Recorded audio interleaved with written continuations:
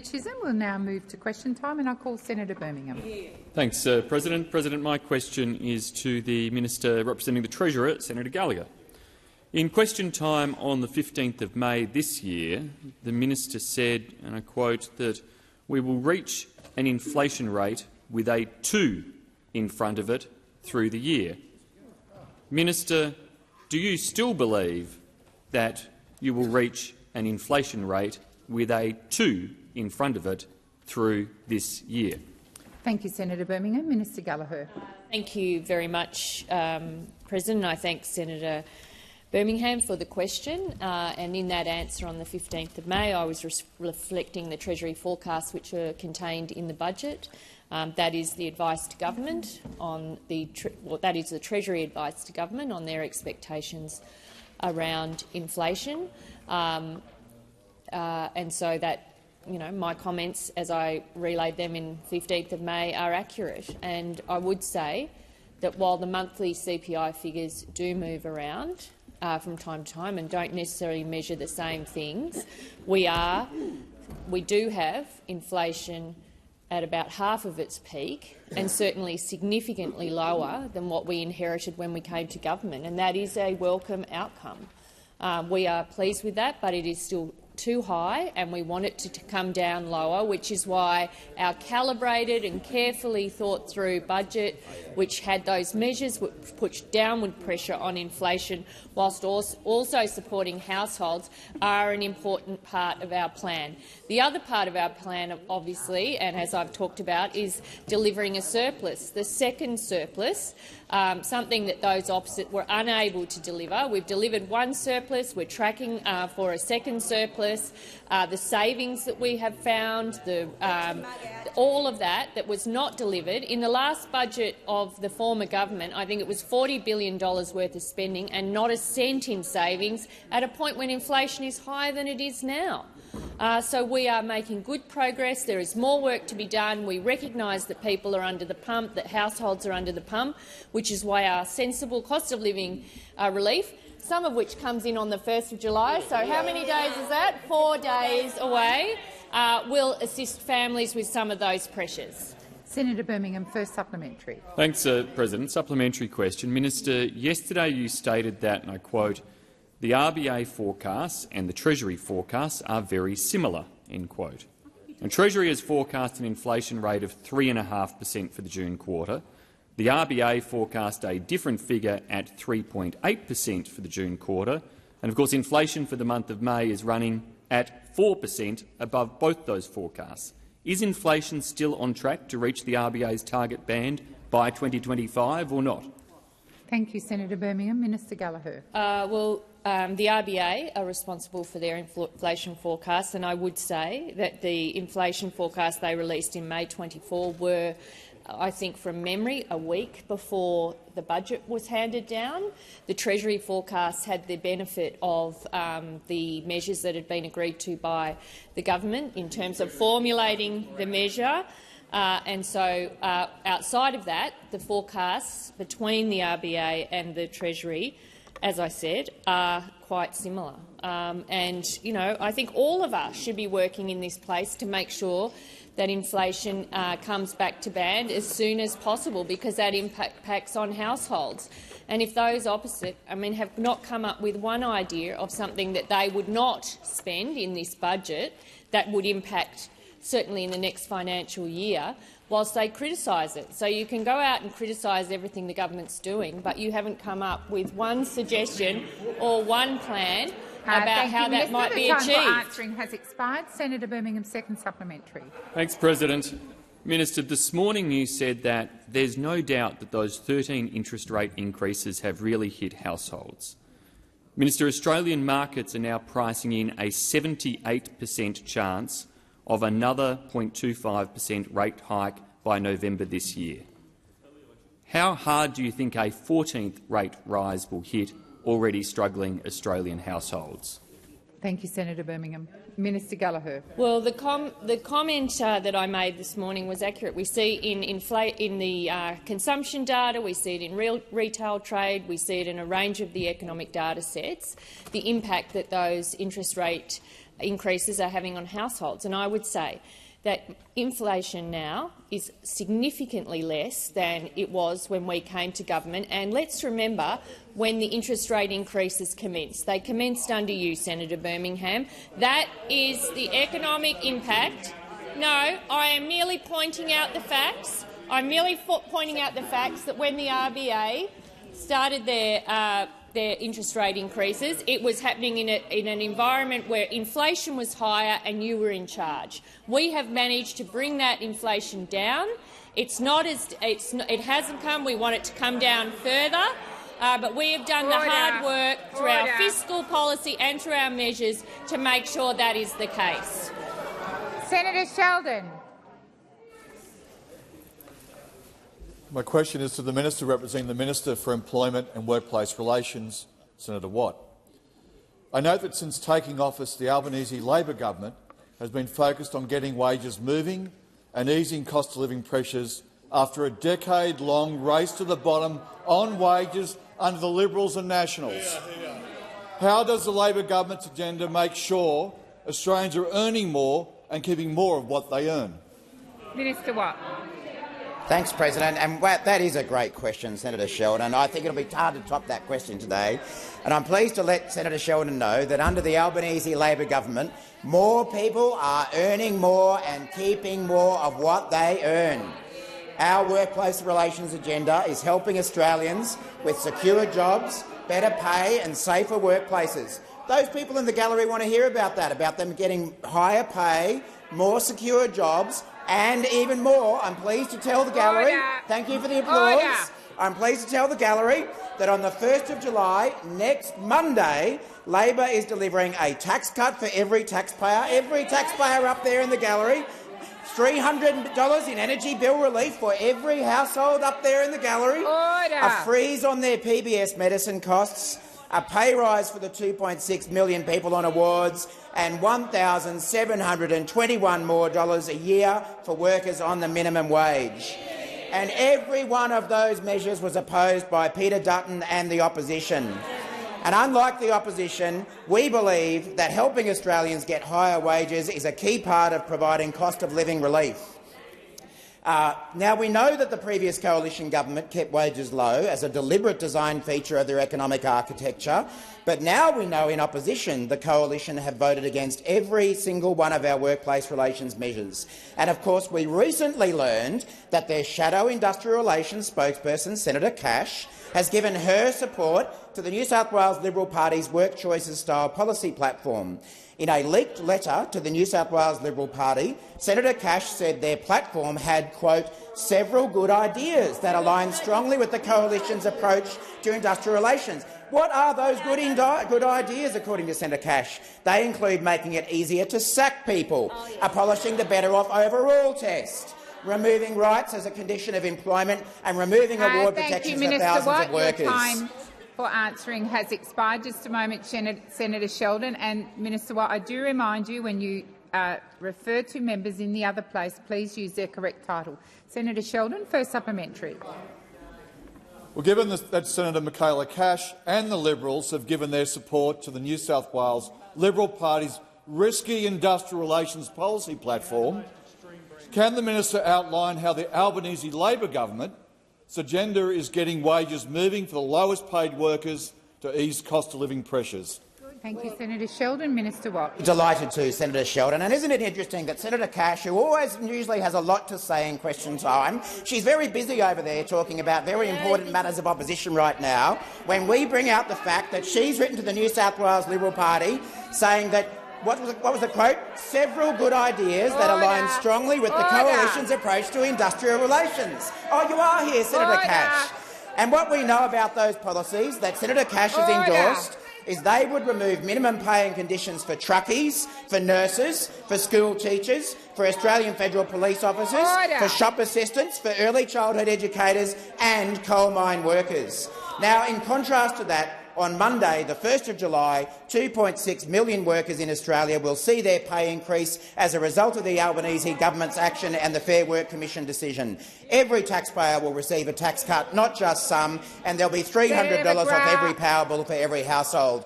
Under Labor, you'll earn more and keep more of what you earn. Under the Liberals, you'll work more for less. Thank you, Minister. The time has expired. Senator Sheldon, second supplementary. I note that the Liberals and Nationals have committed to a targeted package of repeals to the government's workplace relations changes, endorsement of a risky industrial relations policy and an expensive energy policy that won't deliver much-needed cost-of-living relief for 2 decades. How are the Albanese government's reforms helping Australians earn more and keep more of what they earn while relieving cost-of-living pressures? And why are these reforms so important? Minister Watt. Thank you, Senator Sheldon. And as you very well know, the Albanese government's #1 focus is easing the cost-of-living pressures for all Australians. Combined with wage growth and our investment in reliable renewable energy, only the Albanese Labor government is delivering the cost-of-living relief that Australians need. Mr Dutton and the Coalition want Australians to pay more for their risky nuclear reactors and pay more for their power, but they can't even get their lines straight. Will there be a cap on renewables or not? Senator Birmingham, or Solar Simon as we like to call him, he doesn't think so. He doesn't think there'll be a cap on renewables. But Mr Littleproud— Minister Watt, withdraw that. Thank you. But I didn't realise it was offensive to be called solar on the other side of the chamber, but apparently it is. But Mr Littleproud, the leader of the National Party, has a different view. He says there should be a cap on renewables. How much will it cost? Well, apparently Australians aren't entitled to know, but Mr Littleproud says he knows, and the member for O'Connor, Mr Rick Wilson, knows the Collie reactor will be $7 billion. The Liberals and the Nationals want people to pay more for their power. They oppose every cost-of-living measure we're delivering to Australians. Has expired. Senator Cash. Thank you very much. And my question is to the Minister representing the Treasurer, Senator Gallagher. Minister, after 3 Labor budgets, the cost of food is up 11.4%, housing 14%, rent is up 14.2%, electricity is up 21.5% and insurance is up 16.2%. Can Australians expect to see significant decreases in the cost of any of these essential items prior to Christmas? Thank you, Senator Cash. Minister Gallagher. Thank you very much, President. I thank Senator Cash for the question. Inflation remains a significant challenge across many economies across the world. Australia is no different. We are seeing welcome moderation in the inflation rate compared to when we came to government. Let's not forget, we inherited inflation at 6.1%. It peaked in December 22 at over 8%. I think it was 8.4%, and it has come down and is now moderating, and that is welcome. And I would have thought we would have all welcomed that. In terms of the 3 budgets, and in terms of the since we've come to power, we have record number of new jobs, President, since coming to office. That is a great thing. We have the lowest gender pay gap on record. We have record women's participation. We have wages moving again for the first time after a decade of stagnation and policy that kept wages low. We've seen increases in the minimum wage. Of course, we've delivered the first budget surplus in 15 years, with another one to come. I know that hurts those opposite. And in terms of cost of living help and support for families, we have tax cuts for every taxpayer on the 1st of July. We have cheaper childcare, cheaper medicines, Medicare urgent care clinics. We've tripled the bulk billing rate, the incentive. We've got fee-free TAFE places. We've got energy bill relief. We've strengthened PPL. We've extended PPL. We're going to pay super on PPL. All of these measures that those opposite in 10 years couldn't get around to. McKenzie. We've got increased support for job seeker and single parents. We have established the Housing Australia Future Fund, recognising the disarray the housing policy area was in. Thank you, Minister. The time for answering has expired. Senator Cash, first supplementary. Thank you. And Minister, Deutsche Bank Chief Economist Phil O'Donoghue said yesterday that, and I quote, "Underlying inflation is intolerably high in Australia, In fact, Australia is the only G10 country where underlying inflation has increased since December. If the government's budget is working to put downward pressure on inflation, as you continue to claim, why is Australia the only G10 country that has seen a rise in inflation since December? Thank you, Senator Cash. Minister Gallagher. Thank you. Well, as Senator Cash knows, or I hope she knows, that inflation peaked here lower and later than most G7 countries, and given it peaked here later in Australia, its moderation is slightly behind. Well, in fact, it peaked higher in most countries, Senator Birmingham. Across the OECD, inflation in Australia peaked later and lower than 21 out of 37 countries. Interest rates started rising here later than in the US, Canada and the UK, and despite that, our core inflation is lower than the UK and New Zealand. Inflation is moderating, President, but it will remain higher than we would like for longer than we would like, which is why we've taken the sensible decisions that we did in the budget, not only the tax cuts kicking in on the 1st of July, but energy bill relief, our cheaper medicines policies, our work that we're doing for students with the HELP and HECS debt relief. All of this is to support people at the— Senator Cash, second supplementary. Thank you, Minister. David Bassanese, Chief Economist at BetterShares, described the inflation figure as a shocker, adding that the result places enormous pressure on the Reserve Bank to raise interest rates in August. Meanwhile, Steve Mickenbecker of CanStar stated that the inflation rise was staggering, predicting the RBA would likely raise rates at its August meeting due to the high risk of entrenched inflation expectations. Minister, do you accept the likelihood of another interest rate hike has increased? Thank you, Senator Cash. Minister Gallagher. Well, I don't speculate on interest rate increases or decisions made by the Independent Reserve Bank. And I do note that in this space there is a lot of opinions and a lot of commentary and a lot of people writing various commentary about what they expect to see. We do not engage in that. The bank is independent. It will make its own decisions. And we don't preempt any of that. But the broader point is that inflation has moderated. It is much lower than its peak. It's much lower than what we inherited when we came to government. And we will continue to use all the levers available to us to make sure that we are putting downward pressure on inflation through measures like energy bill relief, through measures like Commonwealth rent assistance, so housing and rents, where we're seeing those rates of inflation higher than we would like. Those measures are targeted at those, and at the same time we'll support households with cost of living pressure through our targeted assistance that we're providing through the budget. Thank you, Minister. Senator Shoebridge. Thanks, President. My question is to the Minister representing the Minister for Immigration, Minister Watt. In late March, your government tried to rush through the Trumpian and anti-refugee Migration Amendment Removals and Other Measures Bill 2024. It was still warm from the photocopier when your government was pushing to have it urgently voted through. 3 months on, and this stinker of a bill has been roundly rejected, but it remains festering away on the notice paper. Why did you mislead the public by saying it needed to be passed in less than 2 days with no parliamentary oversight? Thank you, Senator Shoebridge. Minister Watt. Thank you, President. And of course I reject the proposition that's being put forward by Senator Shoebridge. I remind Senator Shoebridge that not only did the government introduce this bill, but the Senate committee that inquired into the bill recommended that the parliament pass this bill. And we continue to call on the opposition to commit to supporting the legislation. I'm reminded that on the 28th of March this year, the Shadow Home Affairs Minister, Senator Patterson, said, and I quote, "We will bring our members and senators back whenever required to pass this legislation." But funnily enough, the bill has not been prepared to be debated by the opposition, including on many days when it has been listed.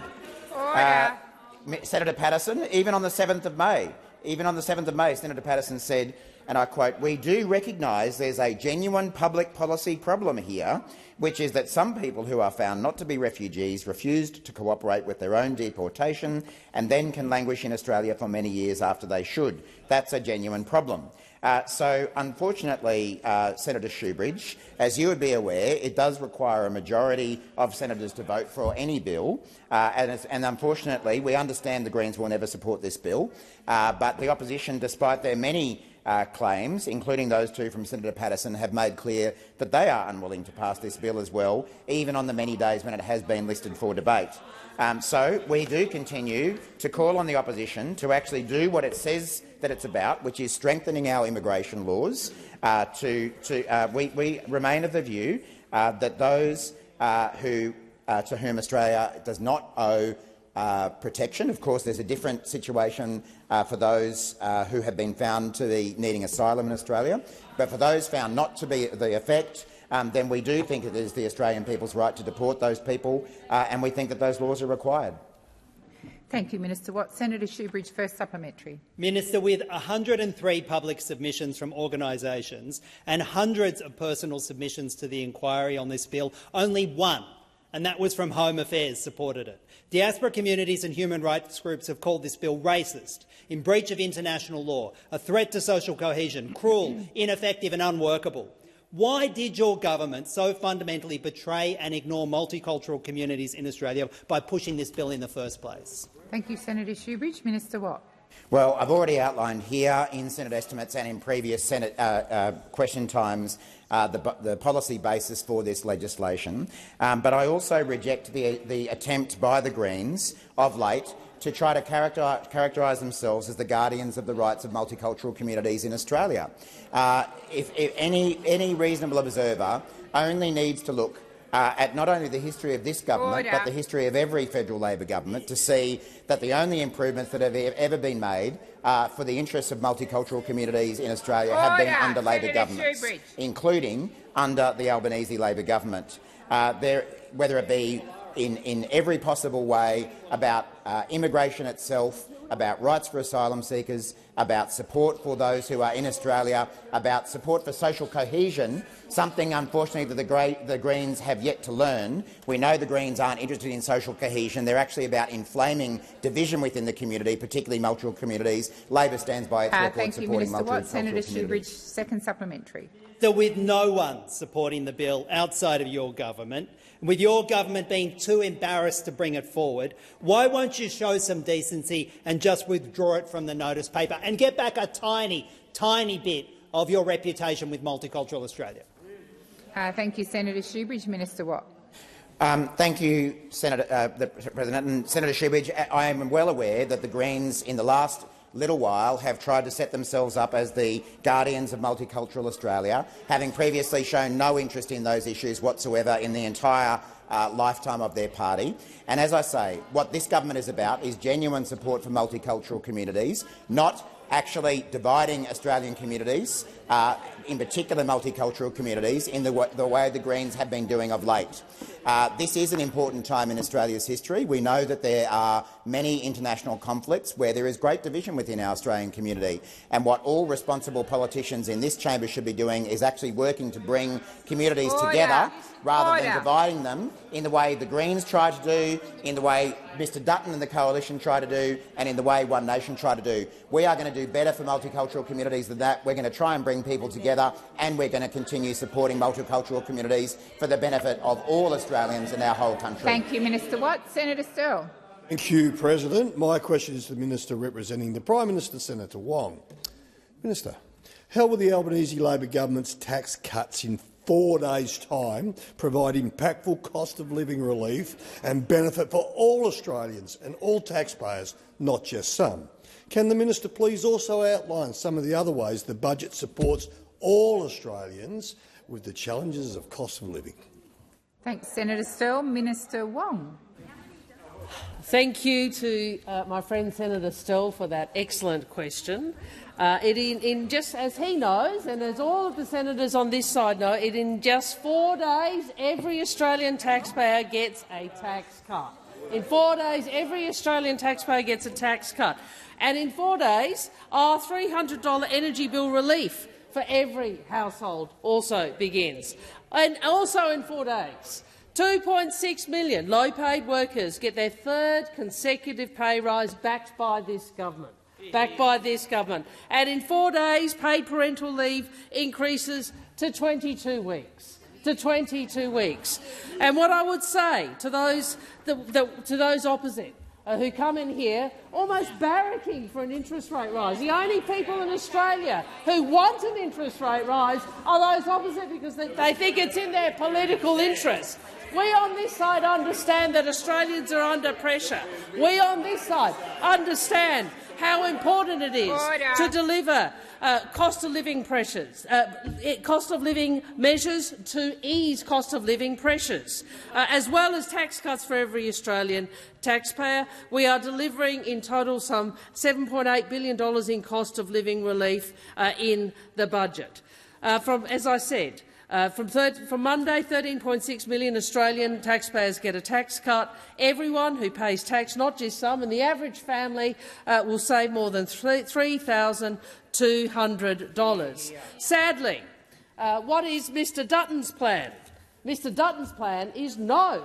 No to getting wages moving, no to cheaper medicines, no to power bill relief, no to cheaper childcare, and remember how much they hated having to vote for the tax cuts and how much they're still now saying they were the wrong thing to do. I mean, we really know what the coalition is about, don't Thank we? you, Minister. No to wage increases, Your time no for to tax answering cuts. has expired. Senator Sterle, first supplementary. Yeah, thank you, President. But thank you, Minister.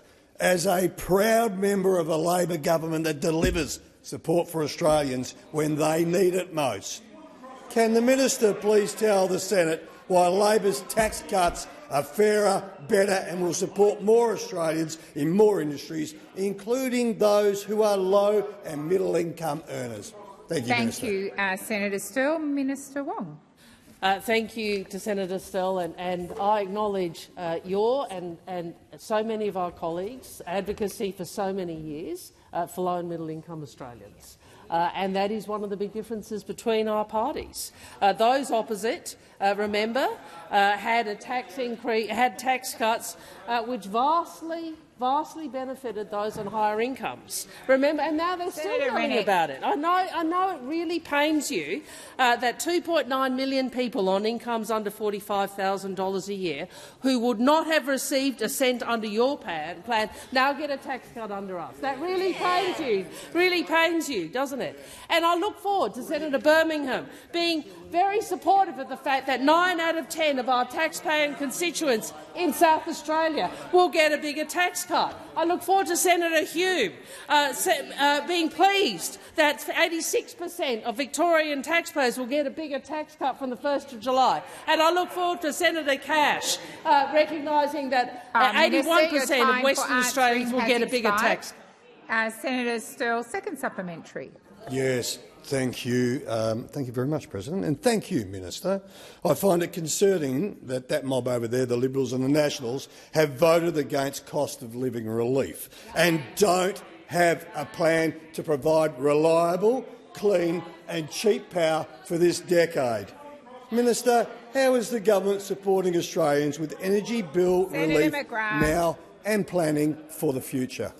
Thank you, Senator Sterle. Minister Wong.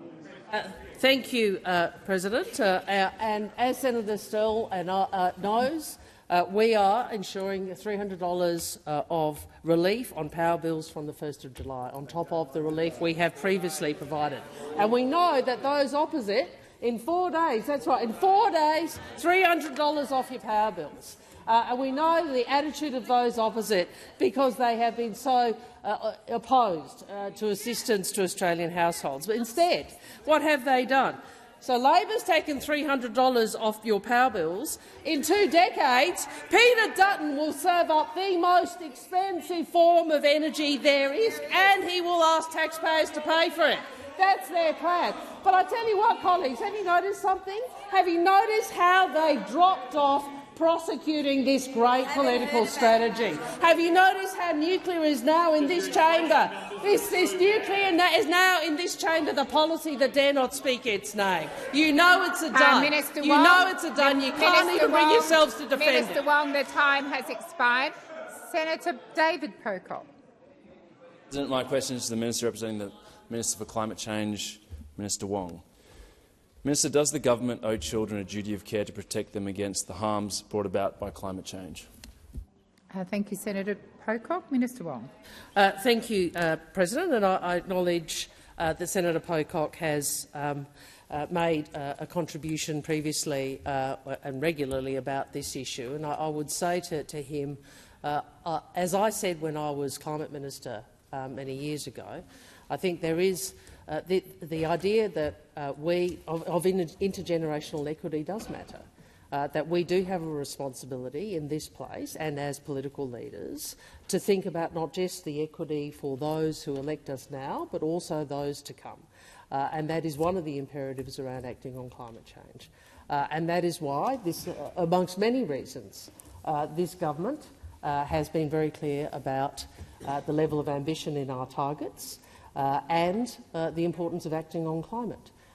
We know it is a big task to reach the targets that we have articulated. It would have been far better if Australia had not had a decade where we didn't do this work.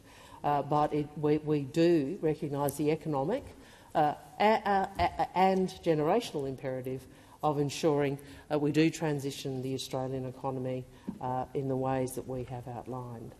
So whether one talks about it in the context of duty of care or whether you talk about it in the context of our responsibility to generations to come, whatever the words you use, I do think those who appreciate what climate change means for our people need to also think about what it means for those yet to come. And that's why we need to ensure we transition the economy, and there is only one party of government that will do that work, and that is the Australian Labor Party.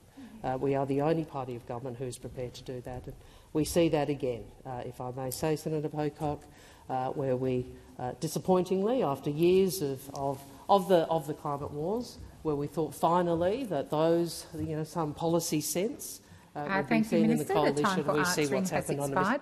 Senator Pocock, first supplementary. Minister, a legislation inquiry into my duty of care bill received 403 submissions from young people, academics, lawyers and even unions supporting the bill.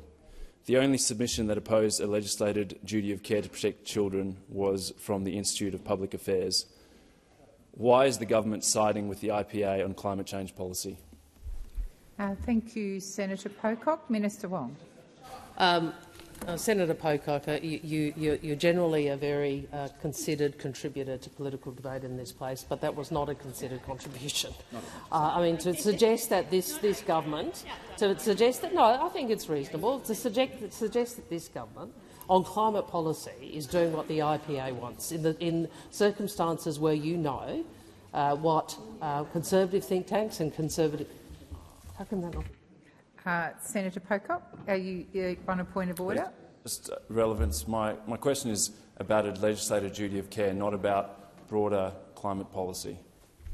Thank you, Senator Pocock. You referenced your bill and the submissions received for and against, and I believe the minister's being relevant. Minister Wong.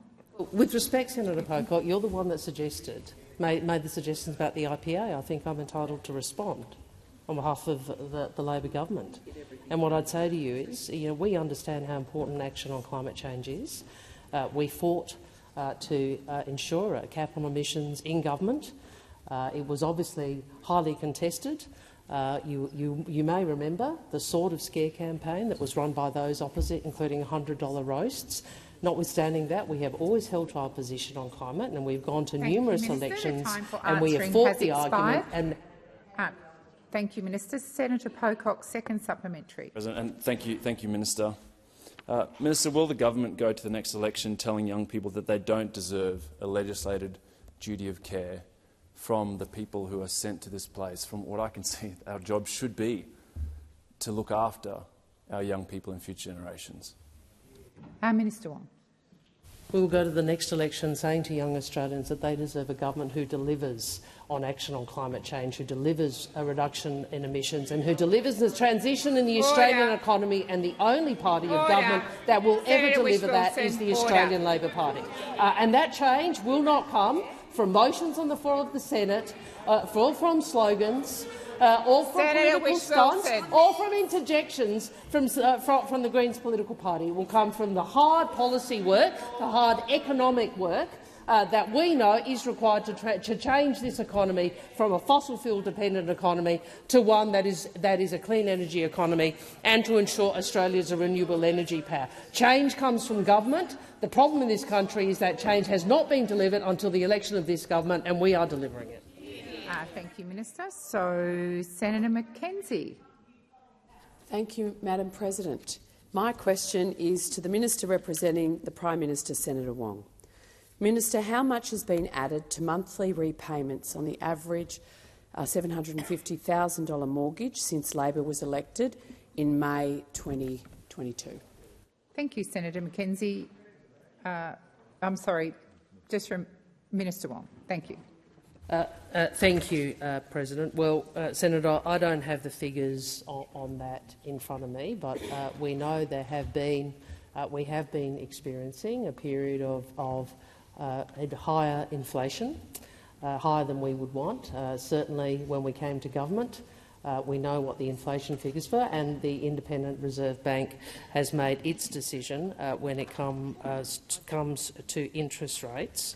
What I would say to the senator is that obviously the way in which we seek to deal with this, as Senator Gallagher and the Treasurer have outlined and have made clear in their budget, is to balance those competing economic considerations, that is, to ensure we do respond to the challenges that Australians are experiencing in terms of cost of living, and to deliver responsible cost of living relief, but doing it in the way that manages inflation.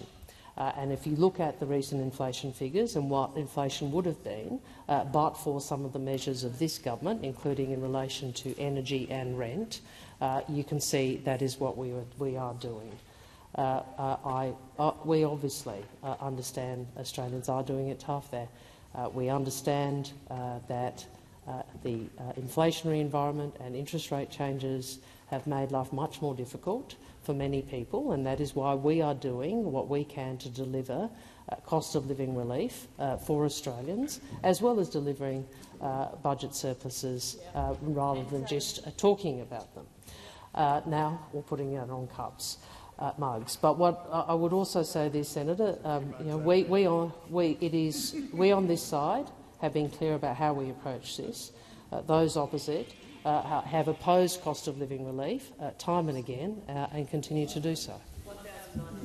Thank you, Minister Wong. Senator Mackenzie, first supplementary.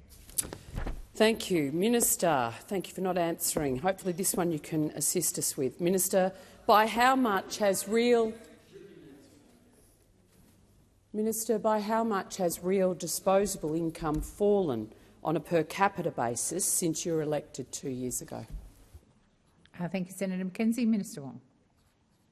Well, I can tell the senator that we have seen pleasingly in the March quarter real wage growth, and what I would say to the senator is, we understand that increases in average wages and minimum wages has been something that those opposite have not supported, but we have gone. Minister Wong. Senator Mackenzie.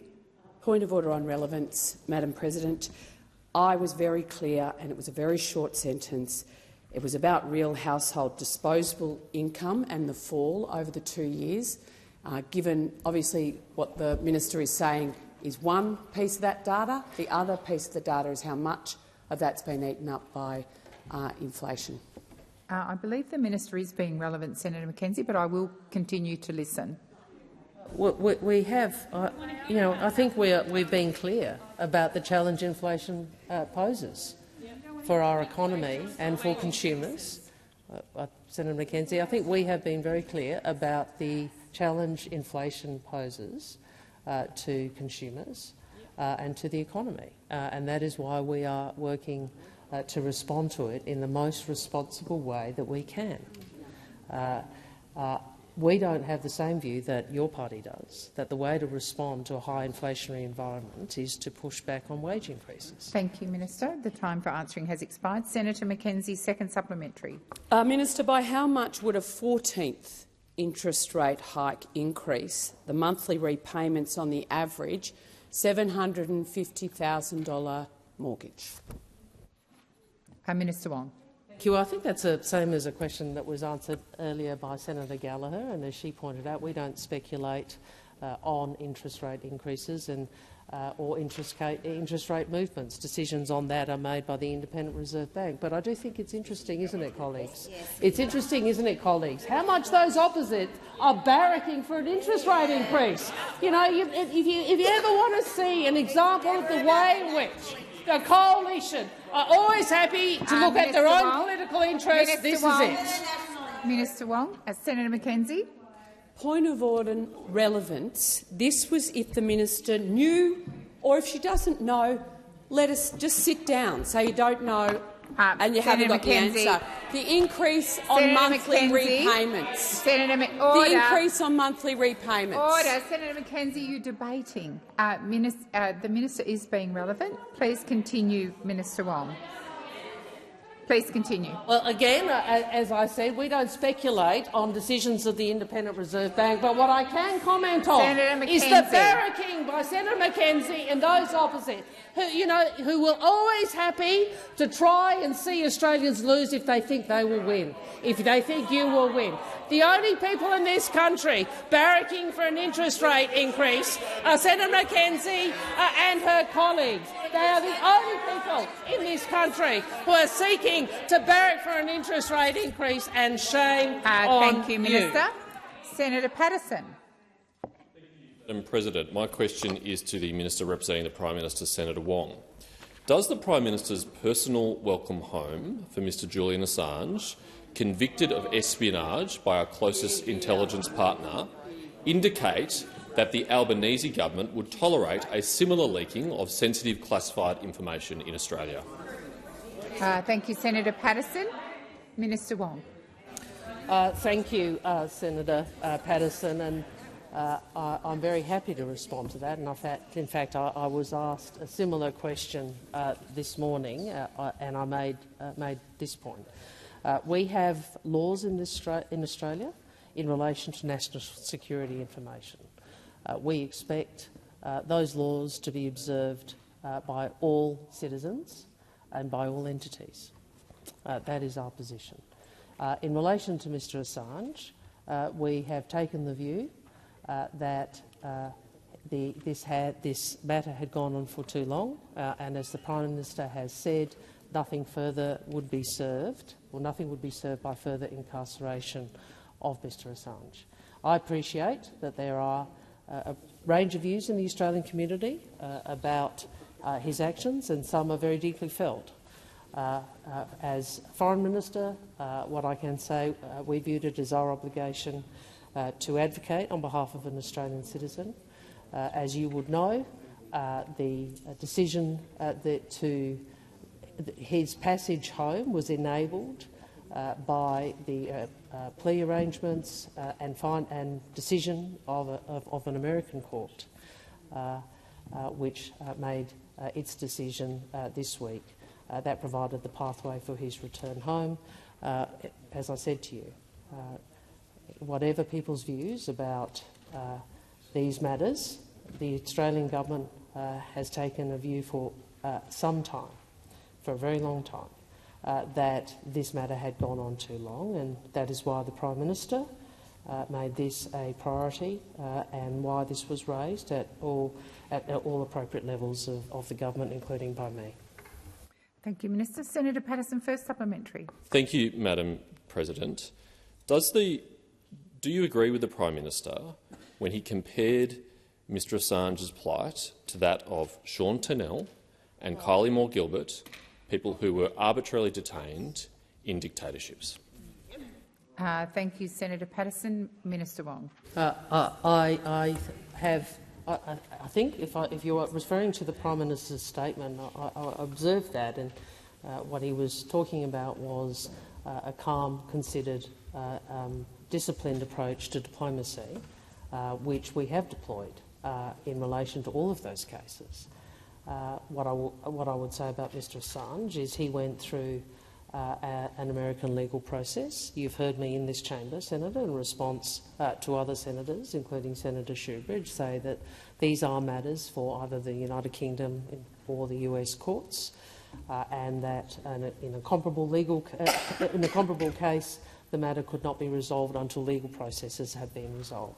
That is what occurred when the Department of Justice and Mr Assange appeared before the court in Saipan, and a judgment was entered. I would say to you, Senator, that it is appropriate. Thank you, Minister. The time for answering has expired. Senator Patterson, second supplementary. Thank you, Madam President.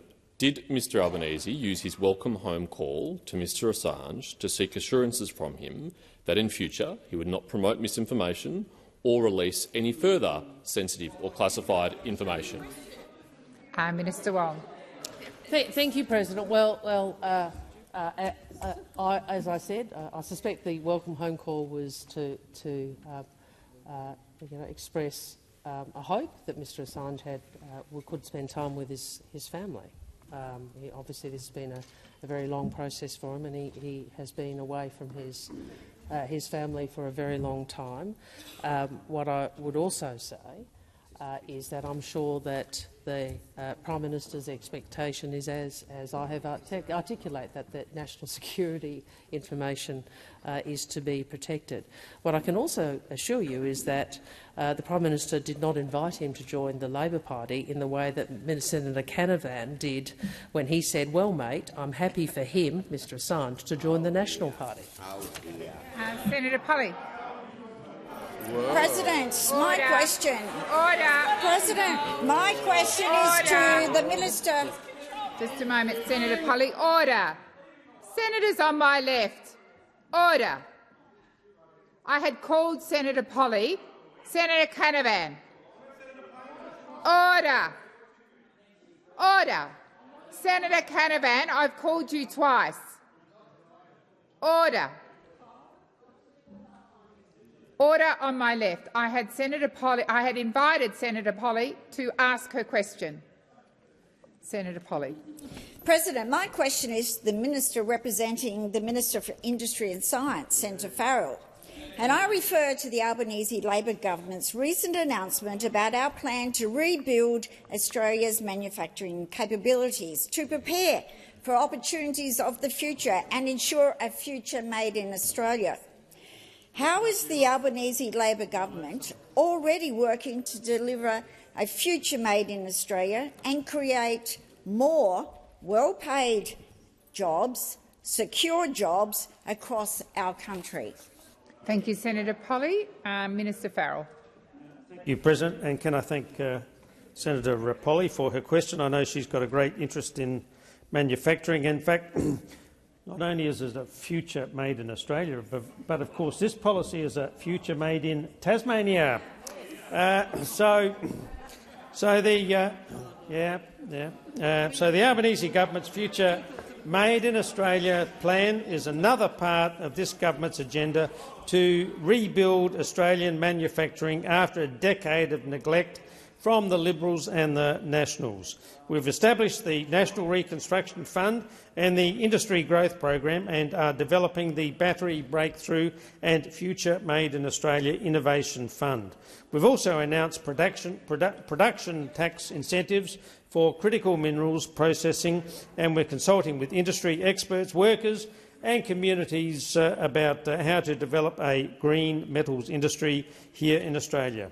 This is a government that will leave no stone unturned in supporting our Australian manufacturers to create secure, well-paid jobs across the country and in Tasmania. We're establishing the framework that will help industry to grow, to respond to the market and to meet the future needs of Australia and our trade partners, our many trade partners. A future made in Australia is about making things here and shipping them everywhere. It's about forming partnerships with the private sector, attracting investment and rewarding success. Being a country that makes things matters. It adds value to our natural resources, it makes our lives easier, and it ensures that we have access to the things that we need and when we need them. But perhaps most importantly, it delivers secure, well-paid jobs that are the lifeblood of many regional thank you, communities. Minister. The time for answering has expired. Senator Polley, first supplementary.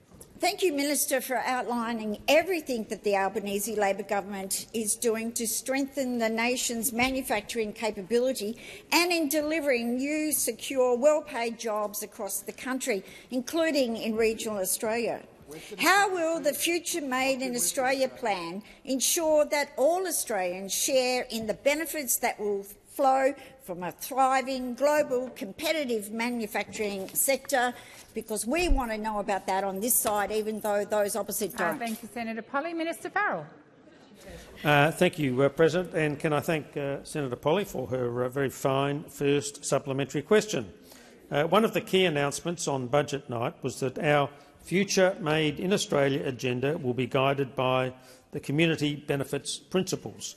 Those principles are how this government will ensure that workers, businesses and communities share in the prosperity created by our investment in Australian manufacturing.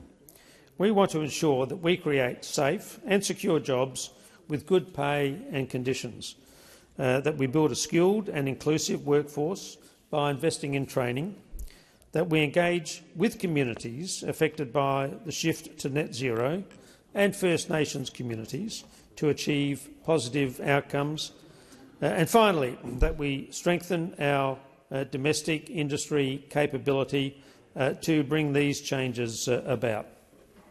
Thank you, Minister. Senator Polley, second supplementary. Thank you, Minister, for outlining how all Australians will share in the prosperity created by our investment in Australian manufacturing.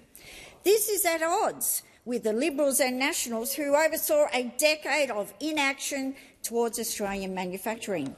How is the Albanese Labor government putting workers first in our policies surrounding domestic manufacturing and the great benefits it will bring not only to Tasmania but the country? Thank you, Senator Polley. Minister Farrell.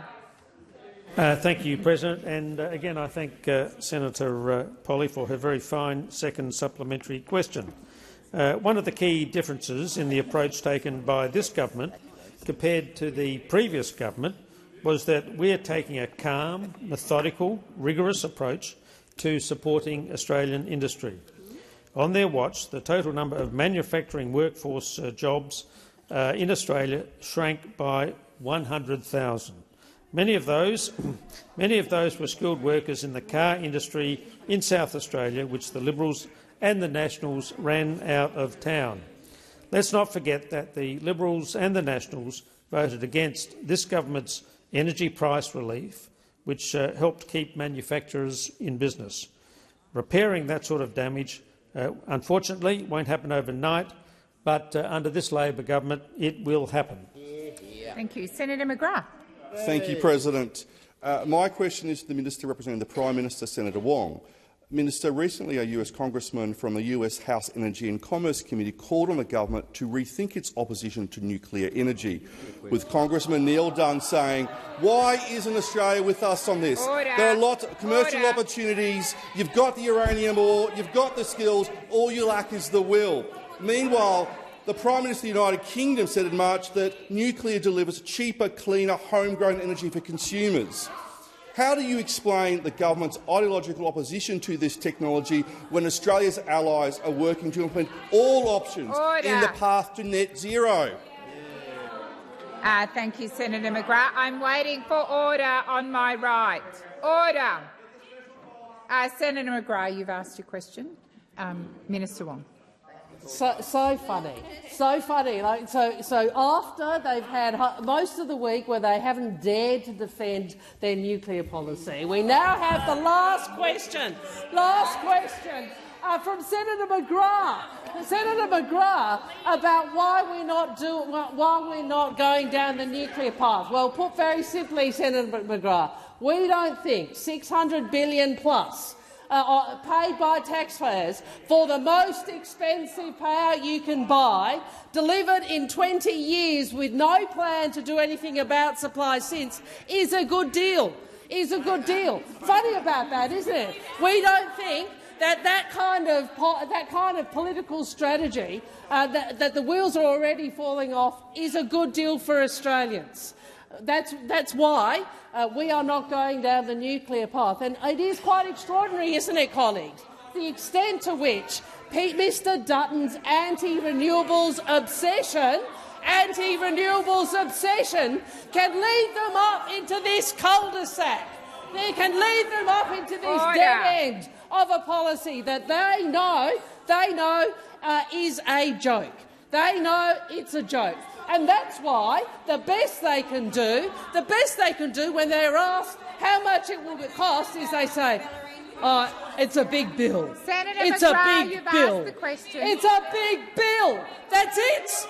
That's it."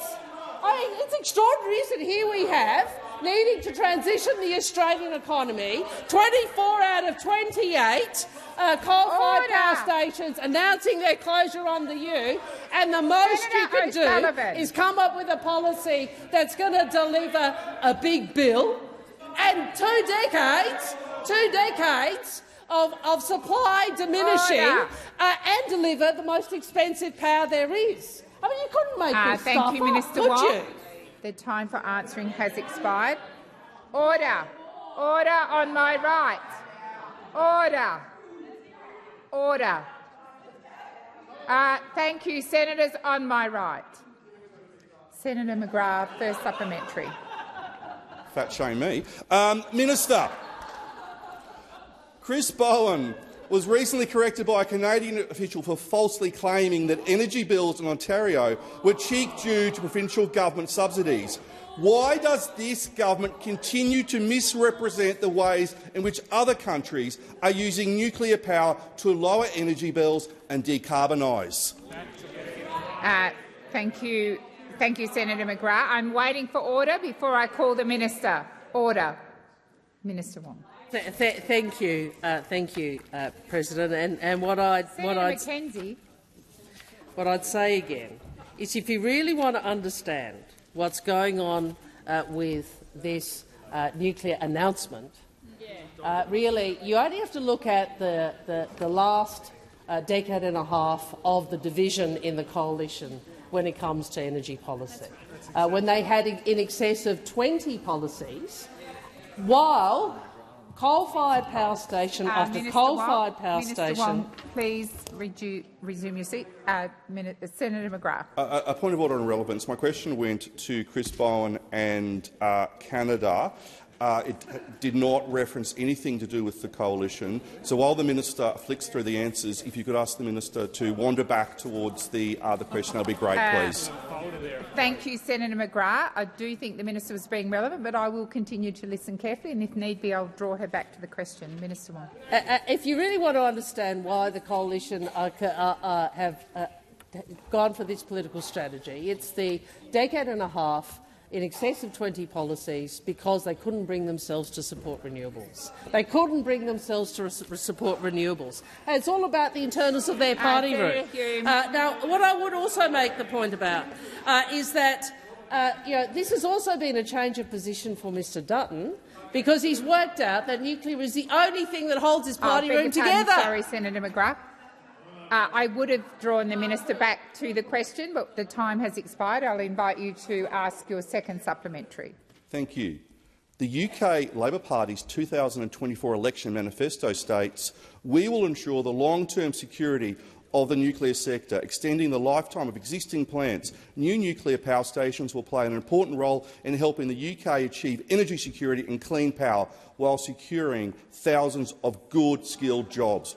What does the UK Labor Party not understand about nuclear power that the Australian Labor Party does? Thank you, Senator McGrath. Minister Wong. I hate, Order. We have,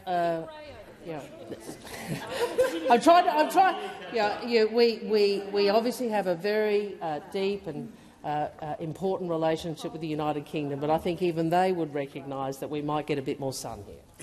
I reckon even they might recognise we might have a bit more land here. I think even they would recognise that we might have the ability to look to renewables that is more challenging for them. But I want to say this to those opposite. If this is so great, why have we seen so many state Liberals refuse to back you in? Why have we seen Mr Speakman? I actually didn't know who he was. I now know who he is. Mr Speakman saying, we can't wait for this. I know it's hard, Simon. I know. Senator Birmingham. Order. Order. Senator Birmingham. Order. Senator Birmingham. Order. There's 13 seconds remaining. You're on your feet. With a point of order on relevance, President. And the point of order on relevance is, why is it that Senator Wong doesn't want to talk about the UK Labor Party and their strong, clear endorsement in relation to nuclear energy? That is a debating point. Senator, what? On the point of order, it's highly relevant for Senator Wong to be addressing the question asked by the opposition and providing the further detail that they were seeking. It is highly relevant to do so, so I ask you to rule against the point of order. Thank you, Senator Wong. There was so much noise in the chamber. Senator Birmingham. Order. Order. I did dismiss the point raised by Senator Birmingham because it is a debating point. Minister Wong. Well, I'm very happy. I wasn't trying to be gratuitous. I actually did genuinely not know who the person was. He said we can't wait for nuclear. John Pasuto has made clear I'm not racing down the nuclear path. Thank you, Minister. Peter Walsh has made the same question, and I asked a further question.